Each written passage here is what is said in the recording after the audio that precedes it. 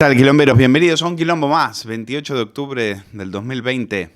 Bueno, la última hora es que el PP ahora se inclina, parece que por el no, al estado de alarma, porque Pedro Sánchez les ha hecho un corte de manga. Qué raro, ¿no? Qué raro Pedro Sánchez riéndose del Partido Popular, ninguneándoles, paseándoles por el barro, y ahora parece que se lo están pensando. Parece que el Partido Popular se da cuenta de que ser la alfombrilla de Pedro Sánchez no es negocio en este caso, y dicen, bueno, nosotros le hemos ofrecido 8 semanas, al final van a decir que no, por lo tanto están tanteando con otros grupos con los del Supercat, a ver si le dicen que no a Sánchez en un tema tan delicado como es este. Está claro que el estado de alarma Sánchez no lo quiere para combatir el virus, Sánchez lo quiere para hacer lo que le salga del moño, es decir, lo que le salga del moño a su vicepresidente. Y demuestra una vez más que están por encima de todo, están por encima de la democracia, se sienten impunes. Habéis visto la fiesta del Español patrocinada por un hoy sanchista, confeso, como es Pedro J. Ramírez, otro periódico de estos comprados por el régimen. Así que el Partido Popular, yo creo que de a poco se está dando cuenta del error que acaba de cometer en la moción de censura con ese discurso insultante, infame, prácticamente indecente contra Vox, ya no contra Sánchez.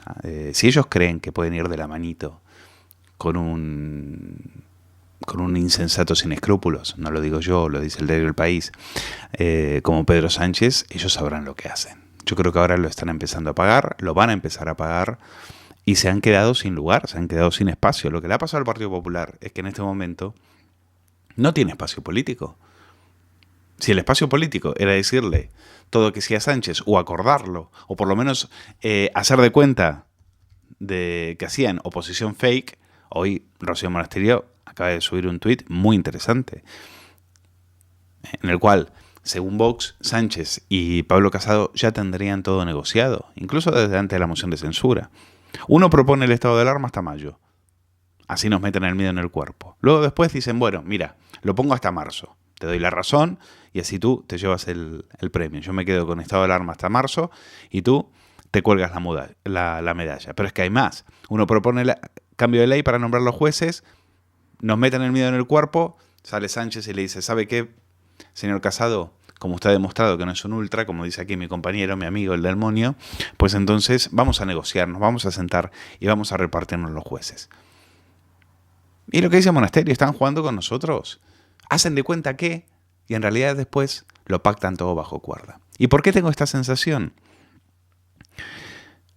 Porque me ha quedado una cara de idiota después de haber defendido a la Comunidad de Madrid en el momento en el que fue la trampa en la reunión de Sol, en la cual ahora te das cuenta de que efectivamente no solo la pandemia, tenía razón Ilia, en ese sentido hay que darle la razón a Ilia. Las señales que llegaban eran datos muy preocupantes. Pero eso sí, con una incidencia acumulada de 467 casos por 100.000 habitantes, a Pablo Casado no le parecía que había que pedir estado de alarma. Pero con 427 por cada 100.000 habitantes, que es la incidencia acumulada en los últimos 14 días en la Comunidad de Madrid, ahí sí, toque de alarma, toque de queda. Es verdad que hay zonas en la Comunidad de Madrid que están en rojo, algunas muy precisas. Unos pueblos muy pequeños están en rojo y tienen una incidencia acumulada de más de 1.500. Pero oiga, la incidencia promedio son 427 casos. Y ahora sí el estado de alarma. ¿Por qué? Porque lo tienen todo pactado ya con el Partido Socialista.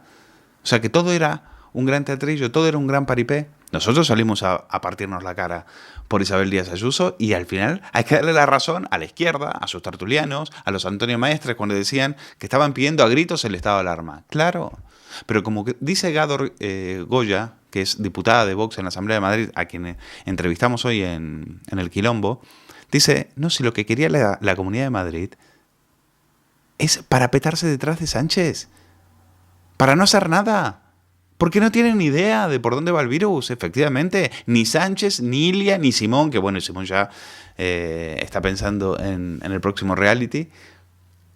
Ninguno tiene ni idea de dónde está el virus. Tienen idea, por supuesto, de secuestrarnos, de aprovechar el estado de alarma para hacer durante 6 meses lo que les salga del moño. Ayer en El Rojo Vivo teníamos a Carlos Cuel del País diciendo que no, si es un estado de alarma light, si lo único que cambia es que las comunidades autónomas van a poder decidir si toque de queda sí, toque de queda no. Pero encima nos tomáis por idiotas. Durante el estado de alarma se restringen los derechos individuales de los ciudadanos. Nos vais a decir por dónde podemos ir y por dónde no, a qué hora podemos salir y por dónde no. Esto va a ser un estado policial. Y el Partido Popular parece que estaba por la labor hasta hace unos minutos, ahora no sabemos. Ahora parece que se han dado cuenta de que Sánchez les puede engañar de vuelta. Esa es la derecha sensata, moderada, tranquila, templada que nos venía a vender Pablo Casado. Parece que como le han tumbado la idea de las 8 semanas, pues ahora se lo están pensando de vuelta. ¿Y qué esperabais? Si no queréis hacer oposición, tenía razón Los Santos, si no queréis hacer oposición, iros a Ciudadanos. Iros a Ciudadanos. Era todo un paripé. Dejar de tomarnos el pelo. A los que realmente defendimos a Ruiz Escudero, nos creímos a Enrique López, el consejero de Justicia, cuando va a Telecinco y dice, tranquilos, madrileños, la situación está controlada, ya vemos. No, la situación estaba desbocada. Lo que necesitabais era endosarle al marrón a Pedro Sánchez, que era lo mismo que quería hacer Pedro Sánchez con vosotros. Lavarse las manos y comerse el virus. Y en esas manos estamos. Y creen que cortando la cintita del hospital de Valdebebas, con esto se arregla. ¿Un hospital para qué? ¿1000 camas para qué? Teniendo el IFEMA. Se han gastado 50 millones de euros. Como no saben cómo acabar con el virus, por lo menos tienen camas. Claro. Podríais hacer un cementerio ya que estáis. ¿No? No vais a derrotar el virus, pero sí vamos a tener donde caernos muertos.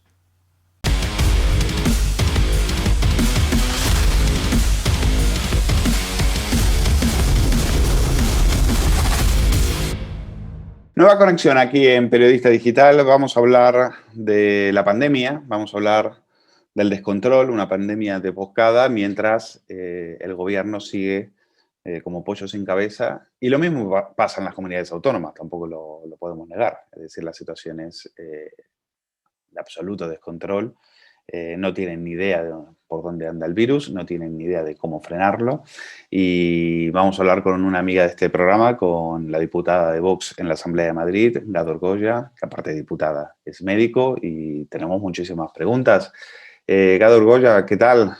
Muy buenos días. Bueno, esta semana hemos tenido el peor dato de toda la segunda ola, es decir, Sanidad el martes pasado ha notificado 267 muertes por coronavirus en apenas un día. Es la mayor cifra, como decíamos, de toda esta segunda ola de pandemia, lo cual es la señal de que esto está empeorando con rapidez, tan deprisa como el ritmo en el que van superando los peores registros de la pandemia, al menos desde mayo. Ya estamos, decía, no, esto no es como marzo o abril. Bueno, ya estamos en cifras parecidas a las de mayo. Realmente, como dices, ayer fue un día negro para España. La situación está empeorando, se está extendiendo a otras comunidades, ya no es solo Madrid. Estamos viendo cómo en otros países también esta segunda ola está empezando a repuntar. Bueno, yo creo que partimos de una base bastante mala, partimos de una situación muy mala en la que en verano en España los contagios se dispararon, en la Comunidad de Madrid, hay que reconocerlo, se dispararon. Yo quiero recordar que el gobierno de la Comunidad de Madrid empezó a tomar medidas cuando íbamos por una incidencia de hasta 1.400 en algunas zonas básicas de salud, y ahí empezaron a hacer restricciones. Y ahora esa capacidad de control que debía de haberse tenido al principio, sobre todo sobre la base de los rastreadores y de un buen sostén de atención primaria, ahora es muy difícil que se pueda llevar a cabo porque los casos están muy descontrolados. Aún así, el tema de las UCIs y de los hospitales, que durante un tiempo se había mantenido constante, incluso después de esa gran subida había empezado a repuntar, estamos viendo que están volviendo a subir.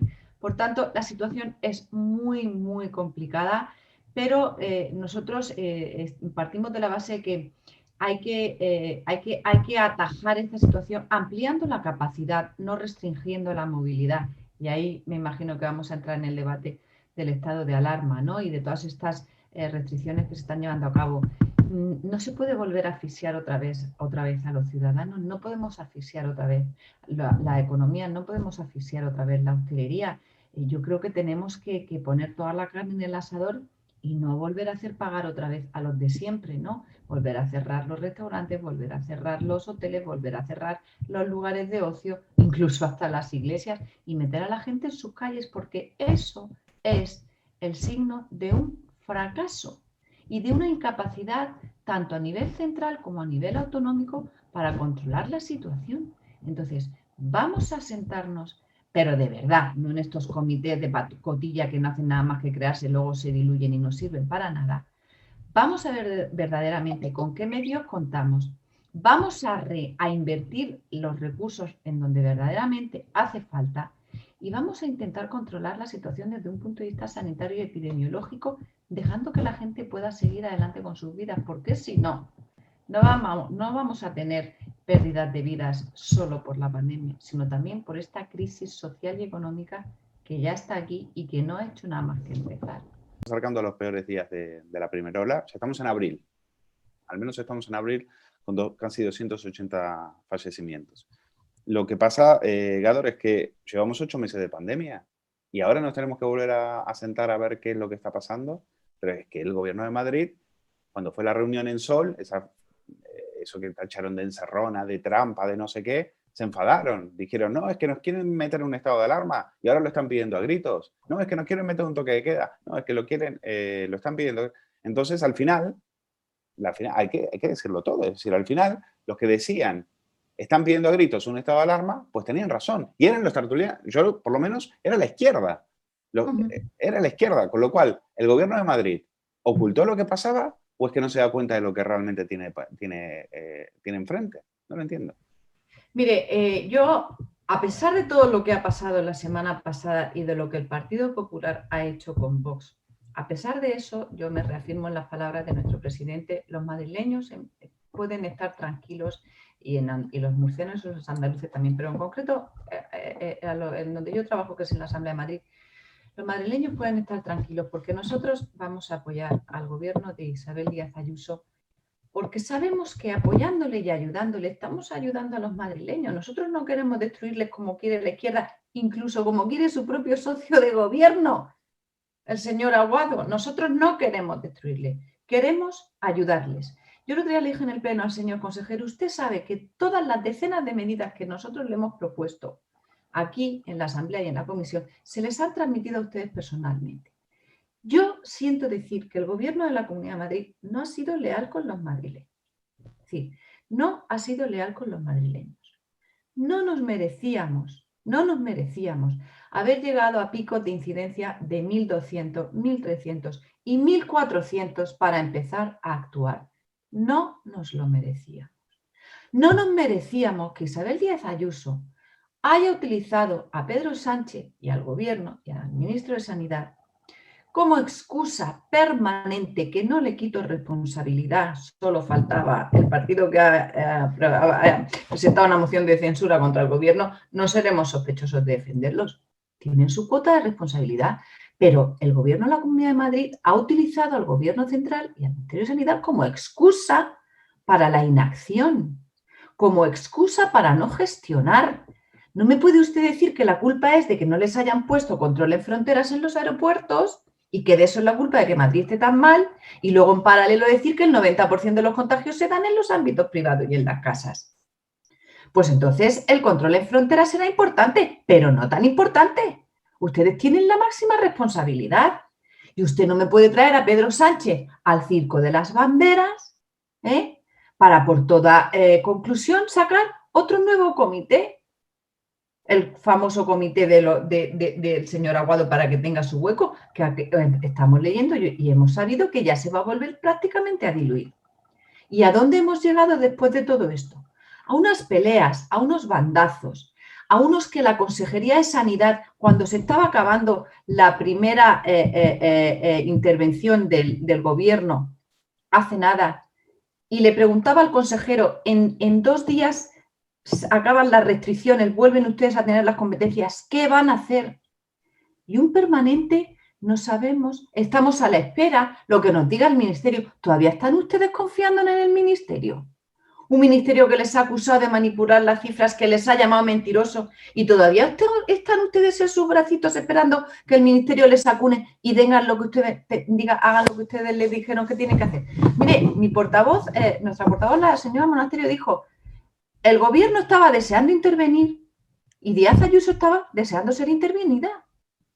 Si en el fondo están deseando que haya un estado de alarma para no tener responsabilidades. El gobierno delega en las autonomías y las autonomías dicen que como el gobierno se lo ha implantado, y así estamos. Y los madrileños mientras cerrando negocios, la Plaza Mayor desierta, los madrileños, los autónomos llorando, como hemos visto, cerrando los negocios y las persianas, porque un día les hacen invertir un dinero en poner mamparas y en preparar sus bares y sus restaurantes, y a los 20 días les dicen que ahora os cerramos por la noche y no podéis abrir. Y así no hay quien salga adelante. Así no hay quien salga adelante. Es demoralizador. Es decir, a uno se le cae el alma a los pies al escuchar esto, porque francamente uno entiende que estamos en manos de auténticos incompetentes de un lado y del otro, que se están tirando el virus entre ellos. A ver, hazte cargo tú, ¿no? Hazte cargo tú. A mí no me... a mí este muerto no me lo endoses. Entonces, efectivamente, se confirman nuestros peores temores. El gobierno de Madrid se está escudando en Pedro Sánchez para no tener que hacer lo que tenía que hacer. Y ahora vamos a la siguiente pregunta. ¿Qué es lo que tiene que hacer? Porque hemos visto a Isabel Díaz Ayuso paseándose por Telemadrid a vender el hospital de Valdebebas. Pero el hospital de Valdebebas no es la solución al virus. El hospital de Valdebebas es un instrumento para sanar a los enfermos del virus, pero no derrota al virus. Entonces, ¿en algún momento se van a plantear cómo derrotar al virus o es que no tienen ni idea de cómo hacerlo? Pues mire, esa es la pregunta clave, Luis. Yo un día le dije al señor consejero, allá por el mes de mayo, abril-mayo, cuando le preguntaba cuántos rastreadores habían contratado, cuando le preguntaba qué plan de atención primaria tenían, qué inversiones, él siempre decía, nosotros tenemos una elasticidad, somos capaces de llegar a 1.500 camas de UCI, los hospitales. Y yo decía, mire, aquí no se trata de una estrategia hospitalocéntrica, que es lo que usted me está diciendo ahora mismo. A mí, le dije, no me deja tranquila saber que podemos llegar a llenar 1.500 camas de UCI, como no me deja tranquila que me diga que podemos volver a abrir 3 grandes morgues. Yo sé que tienen ustedes mucha capacidad de abrir camas de UCI y de abrir morgues, pero es que eso a mí no me deja tranquila. A mí lo que me deja tranquila es que me diga usted qué capacidad tiene de controlar la expansión del virus entre la población madrileña para frenar esa llegada a los hospitales, para frenar esa llegada a las UCIs y para frenar esa llegada de los ataúdes a las morgues. Y eso está en la base. Y la base son la atención primaria, los rastreadores y la salud pública. Y cuando una sabe lo que le ha preguntado al consejero de Sanidad en comisión decenas de veces, cuando una sabe lo que se le ha respondido y luego oye a la señora Díaz Ayuso de que la culpa de que no tengan rastreadores es que el ejército y el gobierno no le manda miembros del ejército para rastrear, a veces tiene que contenerse y no decir lo que piensa. Se trata de crear un sistema de atención primaria potente, armado. Se trata de contar con otros colectivos, como son las farmacias, que están deseando, miles de oficinas de farmacia en la Comunidad de Madrid, colaborar, que son profesionales sanitarios, que pueden hacer cientos y miles de pruebas, interpretarlas, y que siguen de nuevo escudándose en el gobierno, en el ministerio y en la Agencia Española de Medicamentos. Esa es una pregunta. ¿Por qué no quieren colaborar con las farmacias? Cuando hoy perfectamente uno podría hacerse un test en una farmacia. Bueno, pues mire, esa pregunta llevo haciéndole ya al consejero pleno tras pleno. Y se escuda, again, de nuevo, en el Ministerio de Sanidad, en que la Agencia Española del Medicamento no le deja dispensar. No dispense usted, haga las pruebas en las farmacias. Ahí tenemos un estudio de seroprevalencia que se acaba de hacer en Orense, con todas las farmacias, y han detectado muchos casos. Es decir, la primaria está desbordada y tiene que contar con otros colectivos. El hospital de pandemias, de nuevo, comisión de la semana pasada, pregunta de Vox al consejero de Sanidad. No nos dijeron con qué criterios construyeron el hospital, porque no fui capaz de que me lo dijeran qué criterios manejaban para esa construcción del hospital. Por la vía de la emergencia, 50 millones de euros, que ya serán 60. Por la vía, se aprobó el gasto de 50 millones de euros para la construcción del hospital por la vía de la emergencia. Mientras a atención primaria, que está desbordada y empantanada, le han dado 80 millones de aquí a 3 años. ¿Dónde estará la pandemia de aquí a 3 años? ¿Dónde estará la gente que ha sufrido la enfermedad? Un hospital que no saben con qué personal lo van a cubrir. Que la semana pasada dije, bueno, como no me han dicho los criterios con los que han construido, ya que está construido, dígame para qué lo van a usar. No sabían decirme. Bueno, y a Ayuso le han preguntado en Telemadrid, le han preguntado a Ayuso cuántos sanitarios van a trabajar y tampoco lo sabía. Es decir, después se enfadan con... Es letra pequeña, según ella. Es que se enfadan con la periodista, pero a mí me parece que en este caso, yo no voy a... Mire, yo defendiendo a Telemadrid, lo que faltaba. Siendo el periodista que más palos le he dado en todo Madrid. Pero es la verdad, era una periodista de cajón. ¿Cuántos sanitarios van a trabajar en este hospital? No saben. No saben, los van a dotar de almacén central, los van a utilizar como almacén central.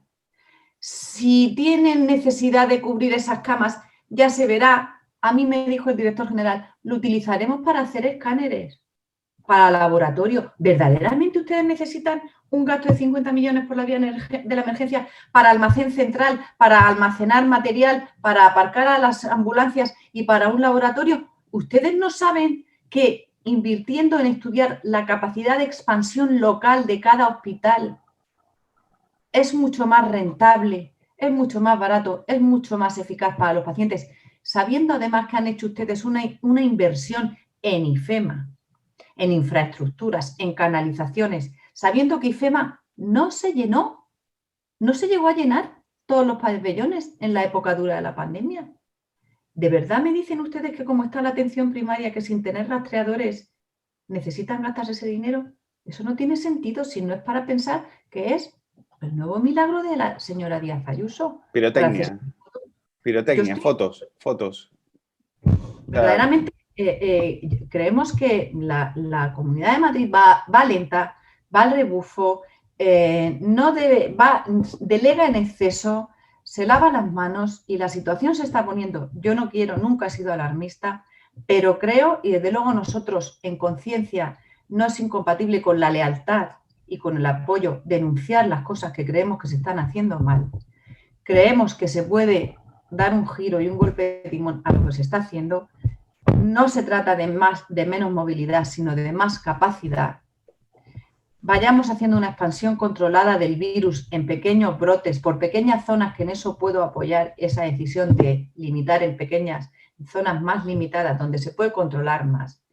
Vayamos controlando, pero dejemos a la gente que pueda seguir adelante, dejemos abrir sus restaurantes. No se entiende por qué no nos contagiamos a las 2 de la tarde y sí nos contagiamos a las 12:30 de la noche. No se entiende.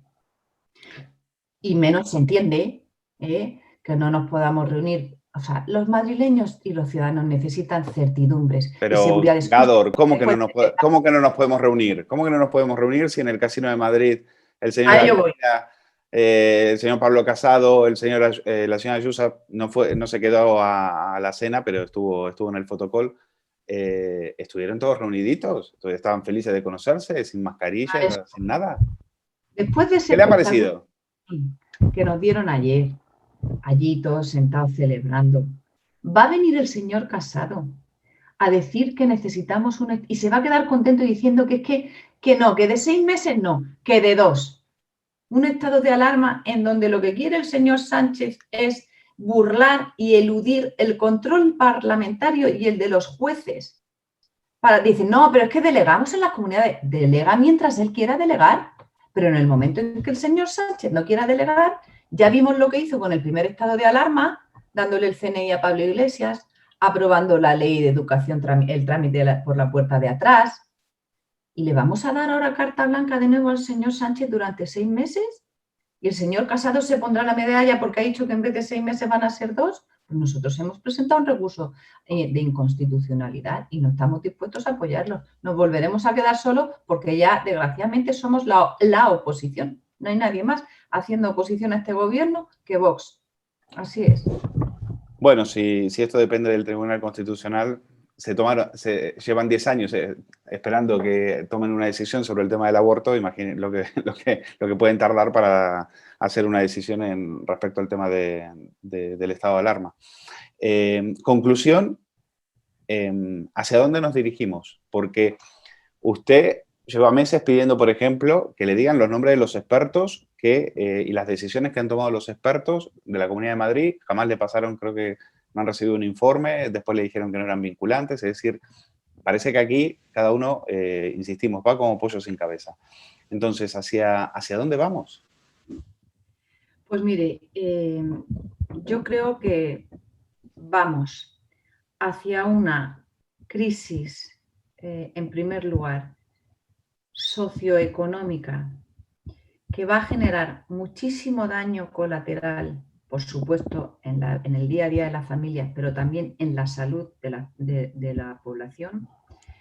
Si, en concreto yo hablo de la Comunidad de Madrid, no da un golpe de timón y no opta por reinvertir y centrar todos sus recursos.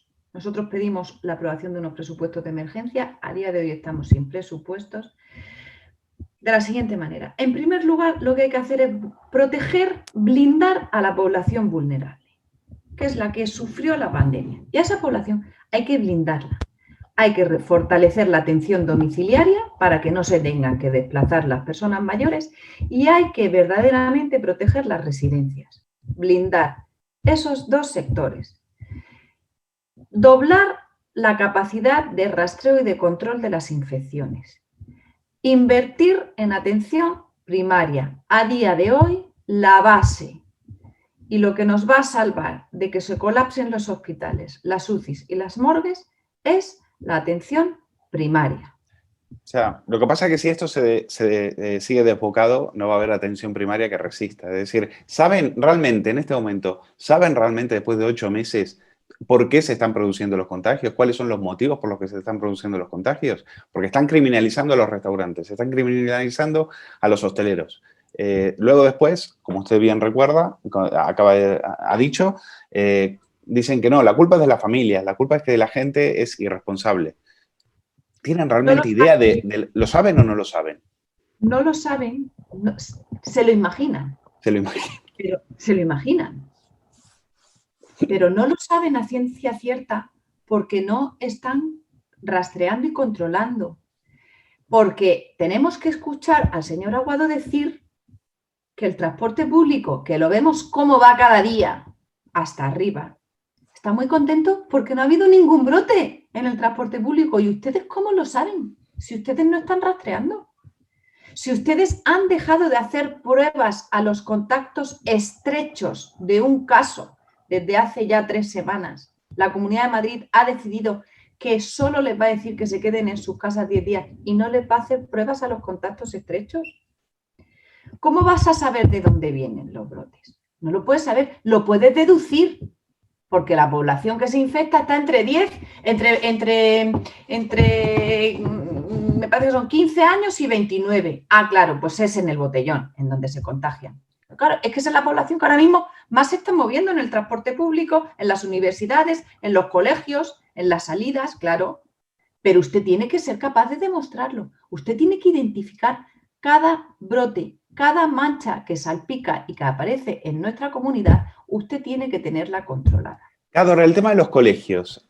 Pudo haber, es decir, es una hipótesis, pero coincide la apertura de los colegios con la disparada de la segunda ola. ¿Tenéis alguna idea de si eso ha tenido algún efecto o no? ¿O es imposible determinarlo? Yo solo le puedo decir que en el colegio de mis hijos nos mandan un informe semanal. Todas las semanas hay casos, hay varios casos detectados. El caos que vivieron los colegios en el comienzo del curso, cuando desde Salud Pública no se les daba respuesta a las llamadas que hacían los directores de los centros cada vez que tenían un caso, porque se inventaron el famoso agente COVID de los colegios, que luego nadie sabe quién era, ni quién es, ni qué formación le han dado, ni dónde los han entrenado. Un profesor... Decían que le podía hacer cualquiera, que no hacía falta que sea sanitario. Efectivamente, pero los colegios, y esto los directores de colegios que me estén escuchando pueden corroborarlo y saben de qué hablo, llamaban a Salud Pública, tenemos un niño, tenemos 2 niños, no les mandaban a nadie, no les daban respuesta. Y los directores de los colegios les decían a sus padres, lleven a los niños al pediatra y digan que han tenido un caso positivo en su colegio. Y al final la gente se ha tenido que ir buscando la vida. Entonces, a mí nadie me va a quitar que eso fue un foco. Que los niños se ponen menos enfermos, pero los niños contagian. Claro que los niños contagian. Y que la población joven está ahora mismo moviéndose y, por supuesto, claro que tiene que contagiar. Pero usted no puede culpabilizar. Usted que un día dice una cosa y al día siguiente dice la contraria. Y cuando se le pregunta en pleno cuáles son los criterios que ustedes tienen en cuanto tengan de nuevo todas las competencias para hacer restricciones y son incapaces de darte una sola cifra. Tú no le puedes pedir no puedes responsabilizar y culpar, como el otro día dijo el señor Almeida, no sé si fue ayer o antes de ayer, el que luego hemos visto sentado sin mascarilla, disfrutando de una cena, ayer, diciéndole a los padres que es que él diciéndole a los padres que es que tienen que controlar a sus hijos.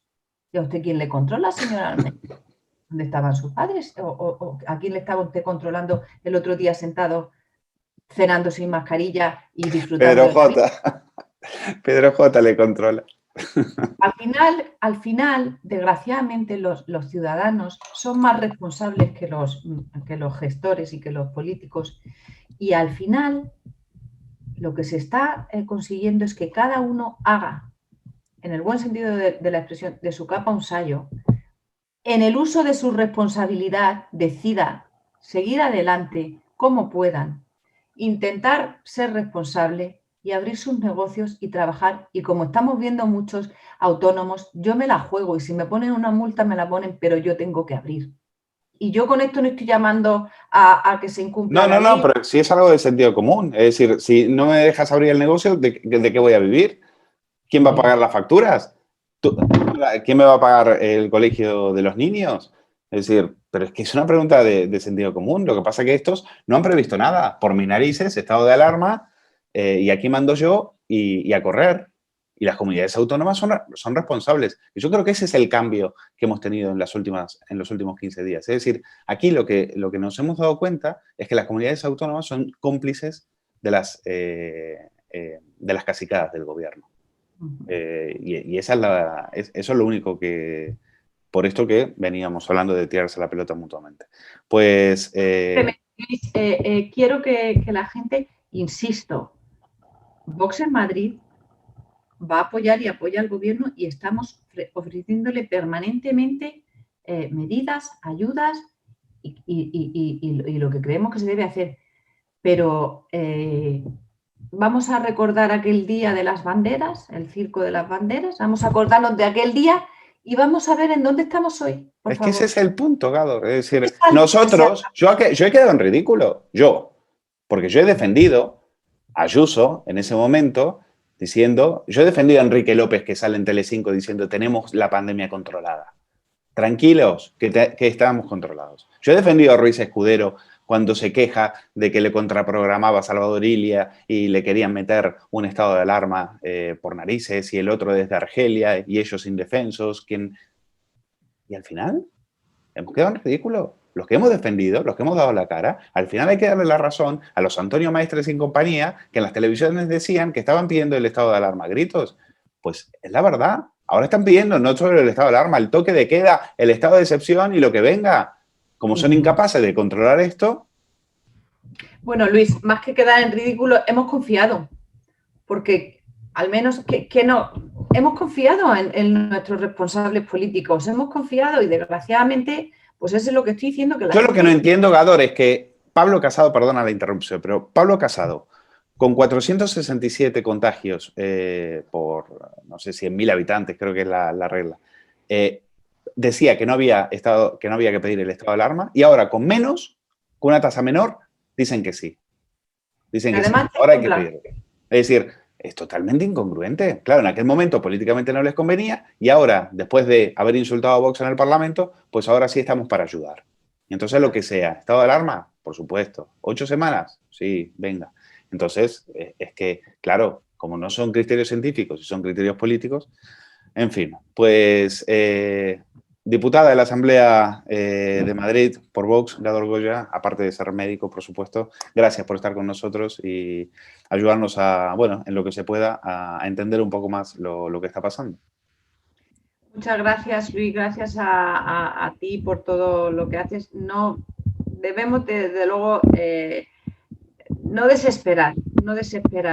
Yo creo que también tenemos que concienciarnos de que nos tenemos que ayudar unos a otros. Hagamos un esfuerzo y si hay que dejar un restaurante a las 12, no sabemos cómo nos vamos a teletransportar, aunque el toque de queda ya de pronto va a acabar el día 9 de noviembre. No sé para qué tanto lío, ahora ya el 9 de noviembre parece ser que no va a haber toque de queda. Pero vamos a ser solidarios, vamos a ayudarnos unos a otros, vamos a hacer el esfuerzo para salir a cenar un poco antes y recogernos un poco antes y vamos a intentar activar la economía entre nosotros. Y bueno, yo creo que lo que tenemos que hacer, desde luego Vox tiene la conciencia tranquila, estamos muy preocupados, preocupadísimos, pero la conciencia muy tranquila de que no estamos haciendo... Pero, Gador, el problema no es Vox, el problema en todo caso es el socio de gobierno que tienen, es decir... o sea, ellos tienen un socio de gobierno en el del cual no se fían, pues que lo resuelvan con ellos. Es decir, ¿qué más? Y encima les insultan. Seguiremos siendo responsables, siendo leales a los madrileños, que son los que nos han votado, siendo responsables y a vuestra disposición para lo que queráis contar con nosotros. Aquí estaremos. Muchísimas gracias.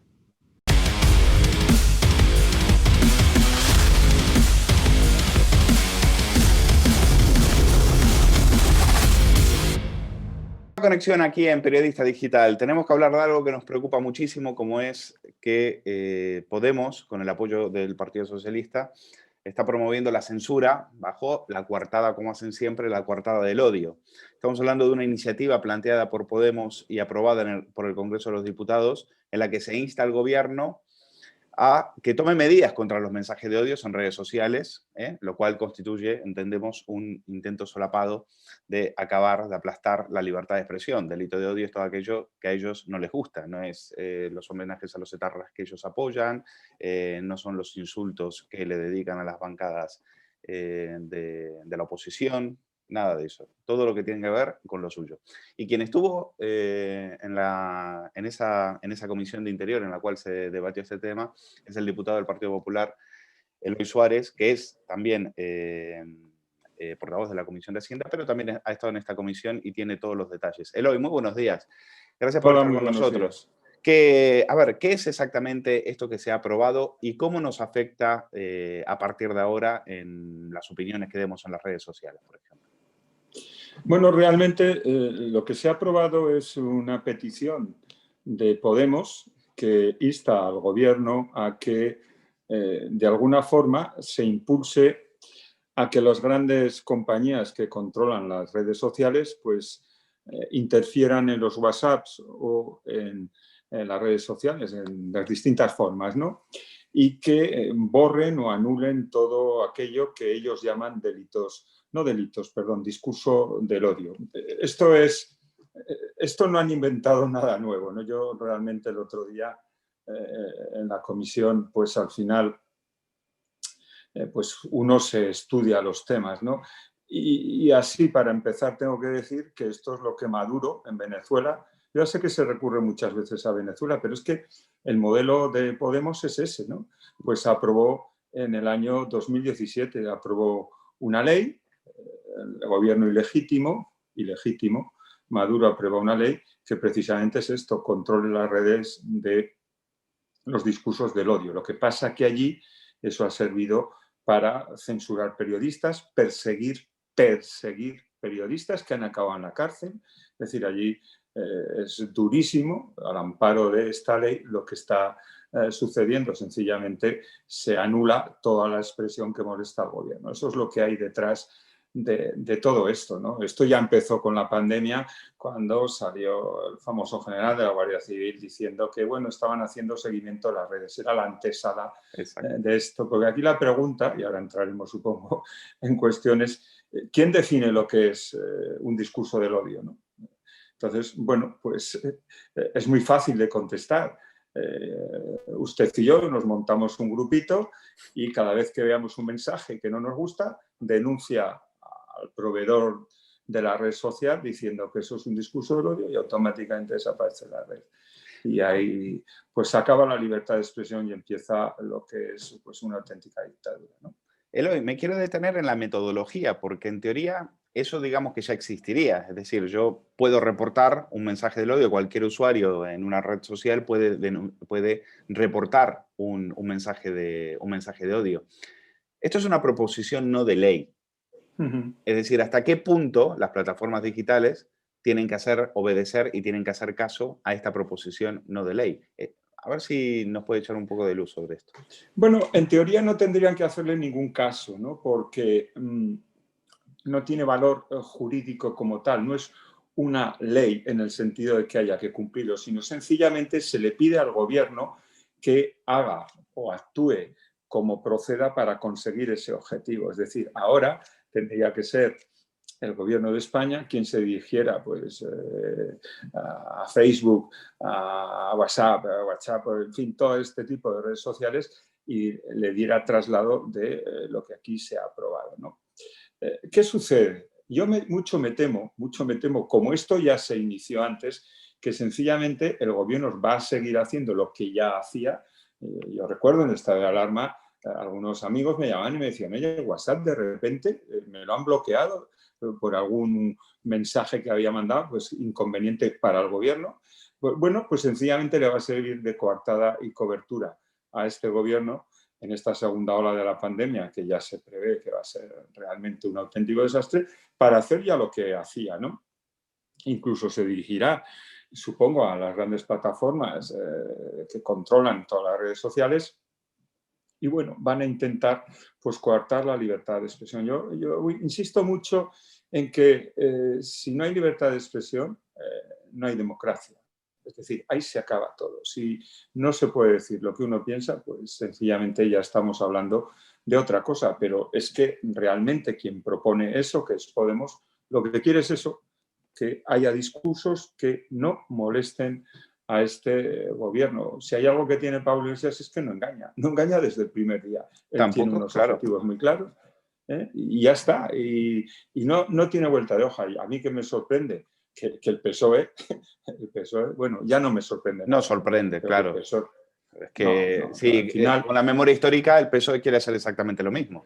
El PSOE quiere meter en la cárcel a los que tengan una visión diferente a la disidente, al discurso oficial sobre la... Vamos al pensamiento único, ¿no? Pero además con una sorprendente, como decía yo en mi intervención, ¿no? Aquí estamos... la intervención el debate fue muy curioso, ¿no? Apelan constantemente a los discursos del odio y fue una comisión que duró unas 4 horas en donde la palabra fascista, derecha, ultraderecha, racistas, se repetía sistemática y constantemente en contra, evidentemente, entre otros, del Partido Popular, ¿no? Y luego al final nos descolgamos con esta iniciativa tan tensa. Pero claro, a mí lo que me sorprende de todo esto es lo siguiente. Quienes defienden todos los días lo público, la defensa de lo público, resulta que quien tiene en estos momentos el control de decidir qué es odio en la red o qué no es odio en la red, los discursos del odio, es la justicia, como no puede ser de otra forma. En España, con el Partido Popular, ya se legisló sobre esto. Es decir, hay una élite especial en la policía que hace seguimiento en las redes de todo lo que realmente es delictivo, porque hay mensajes que son auténticamente delictivos, que rozan pues, el racismo y si no la xenofobia. fin, todo ese tipo de cosas ya existe y se controla y se da traslado al juez y el juez decide, como no puede ser de otra manera, están tipificados en el Código Penal. Bueno, pues ahora resulta que quieren privatizar la justicia, quieren que sean pues los propietarios de Facebook, los propietarios de Twitter, quienes decidan qué es odio y qué no es odio. Y eso es un auténtico disparate, porque al final quien va a decidir quién es odio o qué no es odio es sencillamente pues Podemos, el PSOE Podemos. Esto es lo triste y lamentable. Bueno, hablábamos de qué es delito de odio. Yo creo que daría para un gran debate y no nos alcanzaría quizás todo el día de hoy para definirlo. Sobre todo porque ni los jueces a veces se ponen de acuerdo. Hay jueces que entienden que, por ejemplo, denigrar a Víctor Barrio, que era el torero, y reírse de él en las redes y decir que está bien muerto y demás, pues eso un juez entendió que no era delito de odio. Y después otro juez puede entender algo completamente distinto. Es algo está en manos de la justicia y son los jueces los que deciden a su arbitrio qué es delito de odio o no. Por ejemplo, en la comisión, y aquí va la pregunta, creo que escuchamos a Enrique Santiago, el abogado de las FARC, nada más y nada menos. Estas son las piezas que importa Podemos del otro lado del charco. Dice que decir marqueses de Galapagar, eso sí que es un delito de odio. A ustedes les llaman fascistas, pero con mucho ojito con llamar marqueses de Galapagar, ¿verdad? Bueno, esto es lo que tuvimos que soportar y aguantar después de una defensa a ultranza de los ongi etorri, de las bienvenidas a los que disparaban en la nuca a quienes no pensaban como ellos. Después de defender que eso es libertad de expresión y que hay que respetarlo, resulta que llamar marqués de Galapagar en tono jocoso, porque es que así se dice, ¿no? A Pablo Iglesias pues pidió que se retirase del acta, ¿no? Pero ya en el colmo de la locura, para que veamos en qué espiral estamos, sucede que cuando una portavoz de otro grupo parlamentario dice, bueno, pues no le llamo marqués de Galapagar, sino recuerda el pasado de su padre vinculado al terrorismo, pues la presidenta decide por su cuenta y riesgo, en un hecho objetivo y que es real, más allá de que guste o no guste, que no consta en acta. Es decir, aquí ya empieza a haber censura. Aquí en el Parlamento ya empieza a haber censura, porque, hombre, habrá que retirarlo si para empezar la persona aludida pide que se retire y para seguir, si es un hecho objetivo que es real y cierto, pues hombre, yo no alcanzo a entender cómo eso hay que retirarlo, no más allá de que sea duro, que sea una frase dura, que no guste, pero los hechos son los que son, si él mismo lo reconoce. Con lo cual, fue Manuel Mariscal de Vox el que le dijo hijo de terrorista, sí, si no recuerdo. Sí, no, yo creo que fue, bueno, sí, o la señora Olona, no lo sé, uno de los dos. Yo creo que fue Manuel Mariscal el que le dijo hijo de terrorista. ¿Y quién estaba de presidenta en la mesa? ¿Lo recuerda? Pues la que fue secretaria de Estado de Seguridad con Marlaska, ahora no recuerdo, Ana Botella se llama. Ana Botella. Sí. Pues, y don Eloy, ¿qué pasa con Ciudadanos? Ciudadanos se ha abstenido. Es decir... Bueno, yo creo... Yo que conozco al portavoz de Ciudadanos, que es una buena persona y lo hace bien, trabaja los temas, yo creo que le pudo la buena fe, ¿no? Al final, él hace un discurso en donde manifiesta que, claro, delitos de odio o discursos del odio no son solo los que no le gustan a la ultraizquierda, ¿no? O a los grupos independentistas, sino que también son los que se hacen desde ese lado, ¿no? Que ellos fabrican constantemente discursos de odio, porque claro, yo cuando recuerdo las burradas que en este Parlamento he escuchado sobre la Iglesia Católica, lo que yo llamo cristianofobia, o sobre la hispanofobia, ¿no? Sobre España, yo mismo debatíamos otra iniciativa que llevaba yo sobre el poder insultar al rey y los delitos de injurias contra España y contra el rey que se despenalizaran, como si eso no constituyera un auténtico discurso que incita al odio por parte de las fuerzas independentistas, ¿verdad? Bueno, pues él intentó conjugar esos dos y decir, bueno, pues si son unos y los otros, pues a lo mejor es buena iniciativa. Pero claro, el portavoz de Ciudadanos yo creo que desconoce la procedencia de esta iniciativa, que es completamente chavista, completamente venezolana, y van replicando el modelo en toda Sudamérica. No hablamos de Pablo Cambronero, ¿verdad? Sí. Pablo Cambronero es el portavoz. Yo no le conozco, debe ser una excelente persona, pero me extraña mucho que no sepan, teniendo en cuenta que Albert Rivera viajaba un día sí y un día también Eso es verdad. a Venezuela, me extraña mucho que no sepan lo que es y lo que estaba pasando Lo que le en pasa esa dictadura. a Ciudadanos también, que como está en esa equidistancia intentando contemplar al gobierno un día sí, un día no, pues al final yo creo que muchas veces se pierde y se perdió en este debate, que era, a mí, cuando la iniciativa me la dan, lo vimos de extremadamente gravedad, ¿no? Porque bueno, uno escuchaba la intervención del portavoz de Podemos y era todo amabilidad, ¿no? Pero el trasfondo, todos sabemos, usted se ha referido a De Santiago, que es un portavoz en Podemos donde constante y permanentemente defiende a las FARC, es una cosa, el diálogo como si las FARC hubieran sido las hermanitas de los pobres en Colombia. O sea, esto es una cosa que no tiene explicación alguna, ¿no? Que defiende siempre el lado de la ultraizquierda, el lado, usted lo pudo ver también con el tema de las bienvenidas a los terroristas. Bueno, todo era libertad de expresión, pero eso sí, en el momento que se les toca a ellos, en el momento que alguna palabra no les gusta, automáticamente hay que borrarlas de la red. Esta es la realidad que estamos viviendo, una involución democrática, ahora con el estado de alarma de 6 meses, es que no hay por dónde coger en términos jurídicos y en términos democráticos, porque la gravedad del estado de alarma, para que la gente lo sepa, es que durante 6 meses Sánchez, todas sus normativas, no está sujeta al control judicial, salvo al Tribunal Constitucional. Y el Tribunal Constitucional tarda en resolver las cosas 4 años, 5 años, con lo cual... O 10 años, como en la ley del aborto.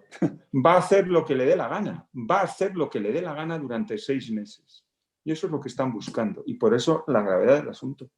Bueno, o 8 semanas, porque si finalmente ustedes le permiten que el estado de alarma se extienda 8 semanas, pues tendrá 8 semanas para hacer lo que le dé la gana. Pero que no es semanas... ¿Dónde es el límite, don Eloy? ¿Dónde está el límite? Porque lo de los 15 días, tengo entendido que no está estipulado. No. Es decir, pero hay un problema. Si el estado de excepción como máximo es 30 días, como el estado de alarma va a ser 6 meses. Claro, es un contrasentido. Es un despropósito, efectivamente. Entonces, al final, la ley que claramente dice que son 15 días, no lo dice en la Constitución, pero luego en la ley que lo desarrolla sí que habla de 15 días. Se está dando una cosa muy curiosa. En Madrid ya hubo un estado de alarma y, por lo tanto, este que se ha decretado tendría que haber venido al Parlamento. No tenía derecho Sánchez a hacer lo que ha hecho. Lo que pasa es que como lo ha extendido a toda España, encubre a Madrid, pero Madrid, yo, si hubiera sido la presidenta de la Comunidad Autónoma de Madrid, en términos legales, a mí me hubiera rechinado mucho esto, ¿no? Los madrileños, pues ahora siguen confinados en el régimen que ha establecido Sánchez, para mi juicio, en un régimen completamente ilegal. Ilegal en estos momentos, solamente porque cuando tú quieres volverlo a repetir, el estado de alarma, tienes que ir al Parlamento, y no lo ha hecho. Entonces, para que los ciudadanos lo entiendan, decretado el estado de alarma por 6 meses, pero eso no tiene, a partir de ahora ya no hay marcha atrás o se puede tumbar. Bueno, mañana se somete a votación, ya veremos cuál es el resultado, ¿no? Si desde luego sale adelante, ya no tiene solución. No tiene solución, salvo que alguna comunidad autónoma, algún ciudadano lo recurra, algún partido político y el Tribunal Constitucional, que no creo que sea el caso, resolviera inmediatamente, que sería lo suyo. Aquí la gravedad del asunto fue cuando el Partido Socialista hace ya mucho tiempo suprimió una cosa que se llama el recurso previo de constitucionalidad, que cuando se aprobaban normas de este tipo el tribunal tenía que resolver en un breve espacio de tiempo sobre si era constitucional o no, y así, si no era constitucional, evitaba la gravedad de los daños que se pueden producir con este tipo de normas. Y el Partido Socialista se cargó ese... Sí, esto se lo cargó hace muchos años. Que había. Les molestaba mucho, porque claro, si ahora lo aprueban y hasta dentro de 10 años, imagínense que dentro de 7 años, dice el Tribunal Constitucional, es ilegal, no sirve de nada. Sánchez ha tenido 6 meses para hacerlo. O sea, ellos juegan con eso. Y juegan con la pandemia. Evidentemente la pandemia, dicen, pues ya que la tenemos aquí, utilicémosla. Por ejemplo... Juegan con el miedo. Con el miedo, porque desde luego las cifras son alarmantes. Yo ayer lo decía en la tribuna. En términos de mortalidad, el 30% de todos los muertos que hay en Europa, que son 220.000, son los españoles. Y en términos de contagio, cuadruplicamos la tasa de contagio de media europea. Es 0,65, en España 2,5 por cada 2,5% de todo lo que es Europa, ¿no? Que hay hay 4.800.000 contagios y en España, contagiados, y en España hay 1.180.000. Es que las cifras de España no tienen explicación alguna, salvo una nefasta gestión. Sí, la imprevisión. Tiene una explicación que es la imprevisión. Cuando uno habla con el engaño, expertos, cuando uno habla con expertos, refieren que el daño que hizo el mensaje de Sánchez, hemos vencido al virus, ya se pueden ustedes de vacaciones, la gente tenía ganas de salir, de irse a la calle de vacaciones, estaba harta de estar encerrada y eso hizo mucho daño, eso hizo muchísimo daño. Bueno, ellos siguen a lo suyo y no parecen enterarse. El Fernando Simón seguramente estará preparándose para algún reality y Salvador Illa ya le hemos visto de fiestuki en el Español, en el Casino de Madrid. Pues, don Eloy Suárez, gracias por aclararnos esto, gracias por ser tan claro en estos temas y mañana estaremos muy pendientes, ojalá tengamos un día donde se nos dé una buena noticia, porque como tengamos estado de alarma para 6 meses, esto es, Leopoldo López se vuelve de vuelta. Pues comparto su preocupación, créame que estamos muy preocupados con esta cuestión, porque realmente el proyecto político de Sánchez Iglesias es fácil de adivinar, ¿no? Invadir el legislativo, invadir el Poder Judicial y al final, pues a mí me recuerda mucho a Perón Sánchez, lo digo con mucha tranquilidad y normalidad y sin que se dé por insultado, es decir, un partido que si puede estar aquí 80 años, pues mejor que 40, ¿no? En fin. Como argentino le doy la razón, no tenga duda que el inspirador, Juan Domingo, ya lo había inventado todo. Todo lo que ven ahora ya lo había inventado Juan Domingo. No me canso de decirlo. Muy bien. Muchas gracias. Pues muchas gracias. Ha sido un placer. Gracias. El común denominador del toque de queda, en principio de 11 a 6, con márgenes de 1 hora arriba o abajo según los casos, a mí me parece razonable y acertado, pues es en el ocio nocturno donde se concentran los principales riesgos de contagio, sobre todo los focos de contagios generalizados.